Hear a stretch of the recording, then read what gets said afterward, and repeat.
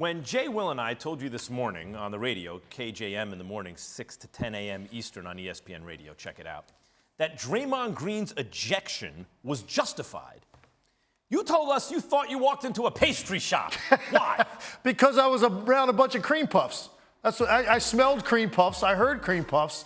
Couldn't believe my ears, honestly, because when I look at this, the first thing that I say to myself is there a single player on the Memphis Grizzlies or a coach on that staff that would not have been perfectly willing to accept a flagrant one? Sure. Of course. Sure. Because here's the thing, Max, the fact that no one even knew Draymond Green made contact with his face on the original rakedown, that's all you need to know right there. No one really even saw it in real time. They didn't see that till they checked the monitor. They went to the monitor to look at the jersey grab. Now, that was the part of it I agree with. That has to be a flagrant one because that's a dangerous play.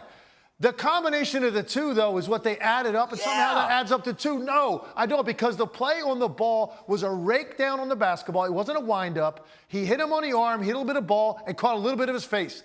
And he tried to catch him on the jersey grab. No. When they went to look in the monitor, what they saw was the swipe down on the face first. Now, you could say, well, that was unintentional. But what it does once he grabs the jersey when he's up in the air and yanks down is say, nah, maybe it wasn't intentional. And Draymond catching him is, I know I messed up. And it was too late. Biggest problem I have is this. That's not the way they really explained it. They made it seem like the biggest reason was the wind up, in their exact words, right? Because that's part of the language in a flagrant one.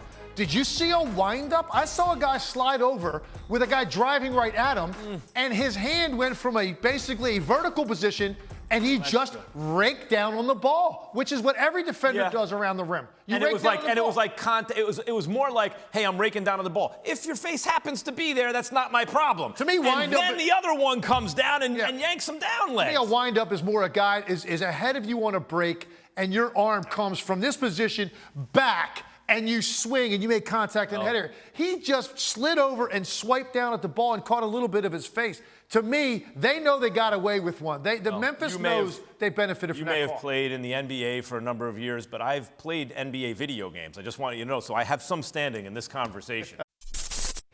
Thanks for watching ESPN on YouTube. For live streaming, sports, and premium content, subscribe to ESPN+.